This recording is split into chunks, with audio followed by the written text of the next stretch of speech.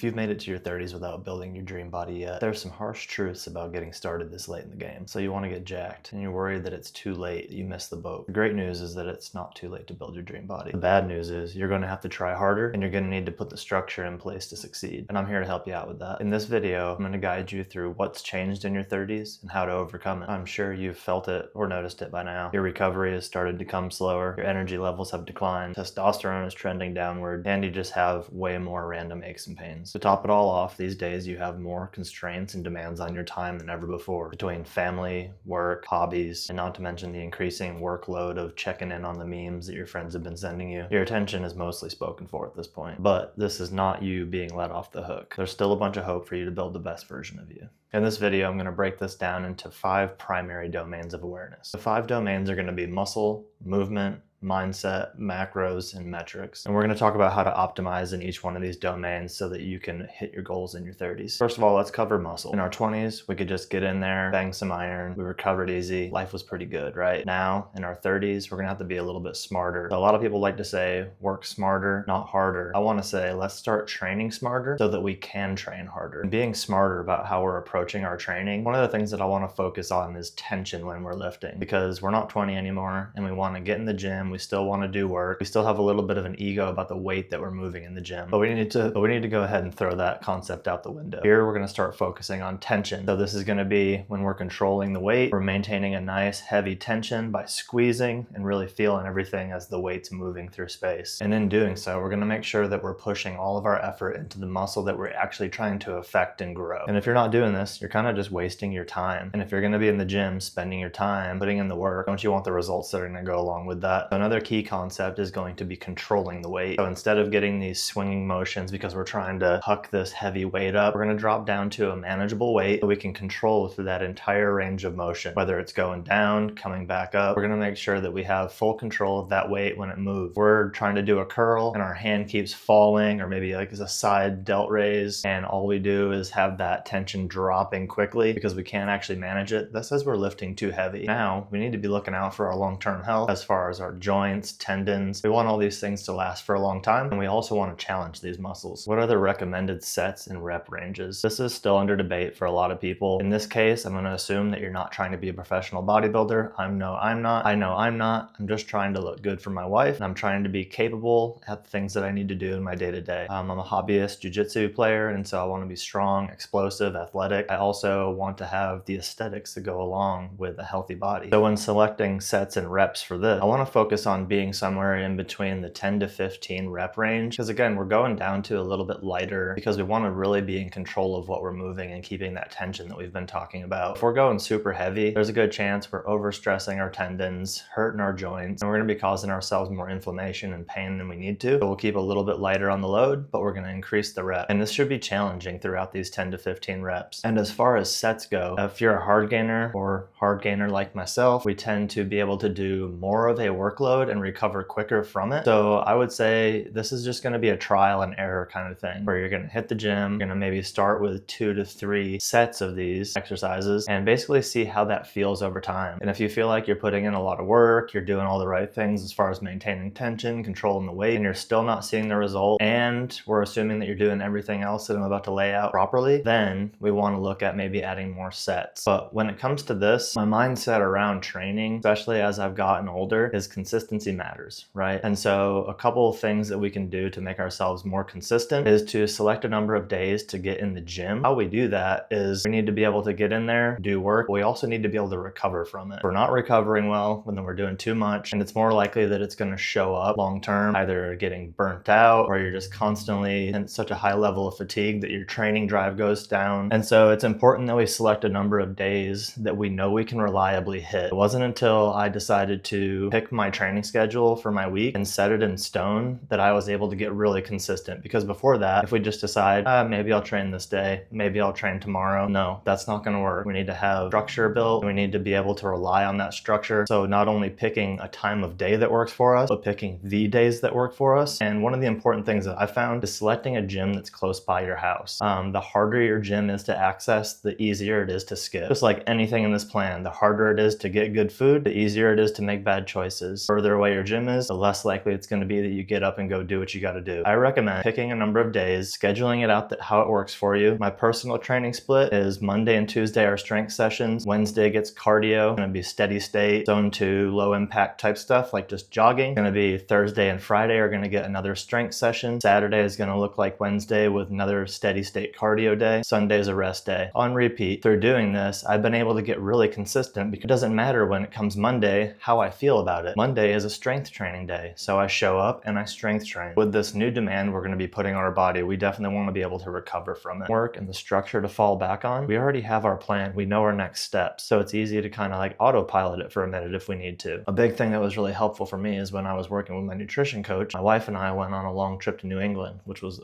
awesome. Loved it. And the advice he gave me was when you're traveling, cut your workout volume in half. So normally I'd train 4 days a week. Well, during this time, I trained 2. And it allowed me to keep the momentum. It allowed me to continue making progress while I was enjoying myself and not making the entire trip about staying locked into this particular process. Because at the end of the day, I'm not trying to be a professional bodybuilder. I'm just trying to have the optimal and best physique that I can have for myself and for the needs that I have and the goals that I have. So I don't want to just throw away all enjoyment in life in purpose of becoming somebody that has, big muscles, right? There's really important things in life. This is not the most important, but it's part of a bigger picture of who we're becoming. All right, let's move into the kitchen. So a lot of the progress that we're going to make, especially if you're trying to build muscle, revolves around food and getting dialed in with nutrition. This is something I struggled with for a very long time as a hard gainer. I know a lot of people that are trying to build muscle struggle with this component of it. For a lot of people, getting in the gym and doing the hard work and pushing weight is the easy part. It's doing the things that need to be done in the kitchen. And dude, it's just boring sometimes. Prepping food, eating a ton of food. It gets monotonous, doing the dishes. And this is just part of it, man. So if you're not ready to accept the entire picture, this is probably not going to work out for you. So you just need to be ready to make these changes, make these sacrifices. So first of all, caloric surplus. If you're wanting to build muscle, we need to be in a caloric surplus, right? And to do this, we need to eat a lot of freaking food. And so by nature, I typically just don't have a huge hunger drive. So it's been a long process of starting at a lower caloric load and just ramping it up a little bit over time. And this allows me to not just straight up drop kick my gut and just start throwing like 5,000 calories at it, which sometimes people are like, they want to go start making progress in the gym and they go from not working out and not eating a lot of food to saying, I'm going to work out 7 days a week. I'm going to do 2 a-days and I'm also going to eat 5,500 calories a day. That is not going to work. You need to titrate up and allow your body to get used to the new caloric load, the new training load, and just dial it up like a little bit over time. This will ensure that you're able to have a manageable workload. So for my own personal eating philosophy, I say that no foods are off the table. Now, with that being said, we want to limit processed and even minimally processed foods as much as possible. Try to eat a well-rounded diet of fruits, vegetables, grains, meat, just all like whole foods, right? It should be a lot of single ingredient foods. So when you look at it, something like pepper, pineapple, chicken, all these things only have one ingredient and the primary ingredient is the thing that it is. This will allow us to have a nice baseline of micronutrients, macronutrients, and calories. So when we get into macronutrients, first we'll talk about protein. Super important when you're building muscle. I'm 174 pounds and for the past few months I've been eating 190 grams of protein per day. So we try to get at least, at a minimum, 1 gram per pound of body weight of good lean protein. Try to make sure that it's on the lean side because those fats add up over time. So I like things like chicken breast, 93.7% ground beef. I like whey protein, yogurt, Greek yogurt, and these are some of the main sources that I get protein from. Don't forget that protein is in other things such as legumes like black beans. Protein's going to be in your rice. So when you're trying to build up and build muscle, you're going to have a higher training volume, which means you're going to have a lot of time where you're needing to recover from the stresses of that training. So we're going to want to hit the carbs pretty hard because this is going to allow you to not only fuel the work you're doing during your workout, but it's also going to fuel recovery on the back end. So we want to usually put on board some fast digesting carbs before our workout. This will give us a source that we can have for energy to really get a good pump. And then when we finish our workout, we're also going to want to get some good complex carbohydrates. We're going to want to throw some potatoes, some rice, some oats, something that's going to last a little bit longer and digest a little bit slower. People like to demonize carbs, and it's typically people that are trying to lose weight in most cases. Carbs are your friend. And if you want to have a good base of carbohydrates, I recommend white rice, jasmine rice, basmati rice. These are all great. Something that I've noticed just personally is that when I try to eat potatoes as my primary starch or carbohydrate for that meal, that it typically leaves me feeling a lot fuller than rice does. I'm able to eat more meals back to back than I am when I have something like potatoes. So that's just going to be something that you learn about yourself yourself over time. So try different things, cream of rice, oatmeal, all these different options that you have. And remember that fruit is a carb too. I love mangoes, oranges, bananas, kind of whatever you want to throw in there, dates. These are all good sources of carbohydrates. Now, when it comes to fats, I think this is one that's kind of misunderstood, and people tend to go a bit overboard on the fats, even when they are quote unquote healthy fats. And in that case, we're talking about things like olives, we're talking about olive oil, avocados, good hard cheese. No problem with that, right? It's all good stuff, but it's the amount that they eat. They might be building a plate and they put some cheese on it, they drizzle some olive oil on it, and before you know it, we've increased our fat load threefold. And then people find themselves way above their calories because they just threw all these fats on there. And big surprise, when you have a lot of fat in your diet, that means you have more fat that stays on your body. And so if we're trying to have lean muscle tissue and we're trying to have good cardiac health long term, then we should kind of keep the fats at least in moderation. Keeping your meals simple is going to be crucial during this time, especially with tracking and weighing food, which is going to be incredibly important so they're able to have a level of precision, predictability in our weight gain. We want to be able to have simple meals that are easy to weigh out or track in our tracking app. And so what I recommend is what my nutrition coach calls template meals. So a template meal is something like you have a protein,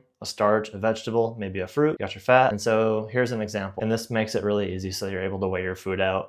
Grab some chicken, cut it up, throw it on a sheet pan. Grab a red pepper, chop it up, throw it on the other half of the sheet pan, keep them separate, and then throw them in the oven and let them roast and cook until they're done. When you pop them out, put them over a bed of rice, and then throw some diced up pineapple on top, maybe a little splash of soy sauce or something for some flavor. Some sriracha, put sriracha on everything. And this is a really simple meal that is nutrient dense, diverse, gives you micronutrients, and is also super easy to track and weigh. So if you picture the opposite of that, then we're looking at something like maybe a bowl of gumbo that you've made, where everything's kind of mixed together. We have our okra, our peppers, we have our tomatoes, we have our chicken, we have our sausage, and we have everything mixed up, and we're not able to actually weigh out one particular ingredient at a time, if that makes sense. We're just taking scoops, throw it in our bowl, not really sure how much we're consuming. Over time, I've learned that trying to estimate your food or trying to eat just when you're hungry is not a reliable method to get where you want to go. Intuitive eating does not work if you have a specific goal. I promise you that. So that takes us to our last domain of awareness, and it goes hand in hand with tracking your food, and it's metrics. So the other things that we're going to want to track along the way are going to be things like the weight of our body on the scale. I recommend a minimum, very minimum, weigh yourself 3 days a week. You can pick Monday, Wednesday, Friday if that works for you, but we need a long-term set of reliable data. So make sure you're always wearing the same thing. I just weigh myself in my underwear in the morning before going to the bathroom. Then I just pop it in my phone, in my notes, and I have a running list of how my weight is trending over time. So if you're only ever weighing yourself 1 day a week, it's not going to really be reliable data, because you could have a meal that's way different than your norm one night and you have way more water retention going on, so the scale moves way up. A couple days later, it's back down low and you don't realize it because you only have that one data point to work off. So I typically try to weigh myself as many mornings as I wake up at home as possible, and this gives me the most reliable data over time. And something important is to not get too attached to what you read on that scale. People get really upset when it's not going the way they want to, whether they're trying to lose weight or gain weight. I got stuck at 171 for what felt like forever. It wasn't really that long, but seeing that same number morning after morning when I'm intentionally eating a bunch of food and training hard was super frustrating. But it's important that we detach, accept it for the piece of information that it is, compare it over time, and adjust our plan accordingly. Along with tracking your body weight and your food, you're also going to want to track your training, because we need to be able to impose enough of a demand on our body that it starts to adapt. Because if we just go in, lift the same weight for the same number of reps, for the same number of sets for years, you're not going to grow more than you already are. You're going to plateau. So we need to make sure that over time, we're either increasing a rep, we're increasing a set, we're increasing the weight a little bit on the bar, but we need to have that data over time so we can track and trend and continue to impose more stimulus on our body that we then need to adapt, which causes us to grow. And you can do this by just simply writing it down in a book, harder to reference in my opinion, or you can get a training app like RP Strengths Hypertrophy app. You can get Jeff Nippard's new Macro Factor Workouts app. Whatever works for you, whatever program you want to do, just make sure you're tracking it and increasing weight or sets or reps over time so that you're able to progressively overload.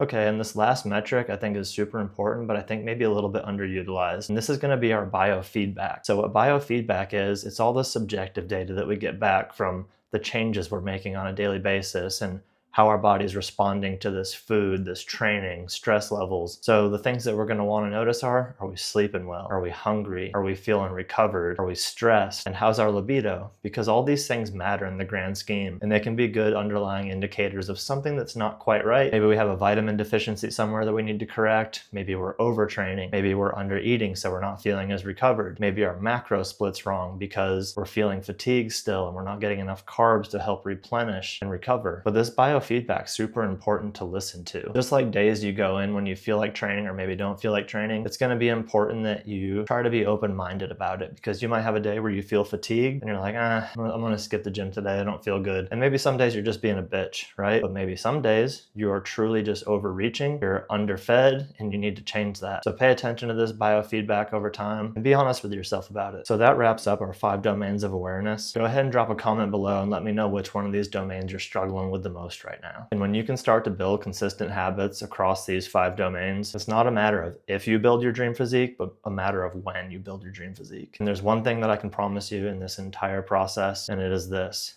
it's not going to be easy, but it will be worth it. Also, if you're already on this path and you're struggling to bulk, then check out this video right here. Thanks for spending some time with me today. I hope this helps.